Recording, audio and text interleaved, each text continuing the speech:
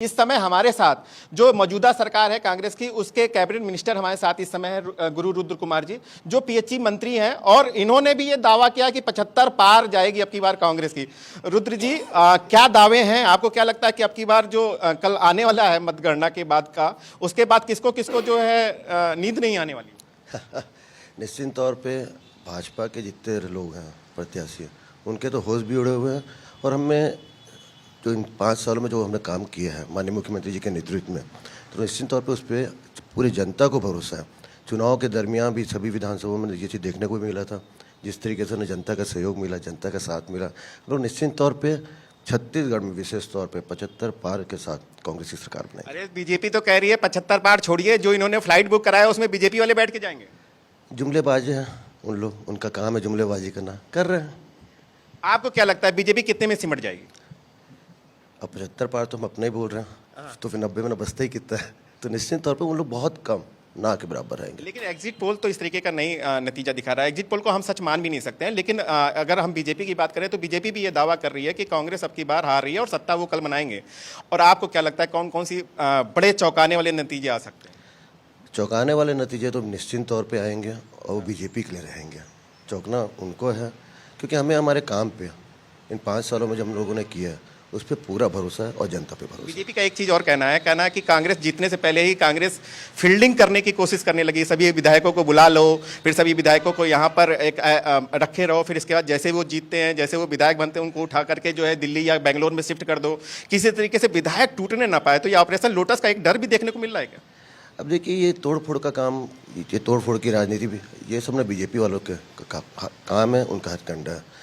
हमने तो सत्य के मार्ग में चल के पूरे 5 साल सरकार चलाई और निश्चित तौर पे बहुमत के साथ हम आ रहे हैं।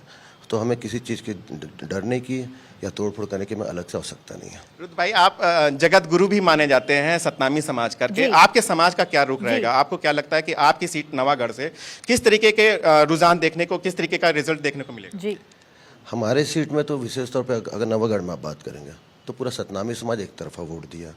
उसी के साथ मैं आपको ये भी यकीन दिलाना चाहूँगा कि 90 में जो ना 55 विधानसभा की जो ना सीटें हैं जहाँ पे सतनामी समाज का ना डिसाइडिंग रोल रहता है, मैं यकीन दिलाता हूँ कि हमारा समाज पूरा एक तरफा कांग्रेस का साथ दिया इस बार। एज ए कैबिनेट मिनिस्टर किसको चाहेंगे कि अगली बार अगर फिर से कांग्रेस की सरकार बनती है तो कौन मुख्यमंत्री का चेहरा होगा? मुख्यमंत्री कौन बनेगा? फिलहाल तो वर्तमान में है हमारे पार्टी में मुख्यमंत्री, सबके नेतृत्व में सबके साथ मिलकर इस बार चुनाव लड़ा गया। वो तो ये तो हाईकमान का फैसला रहता है। अच्छा, क्या निर्देश दिए गए थे?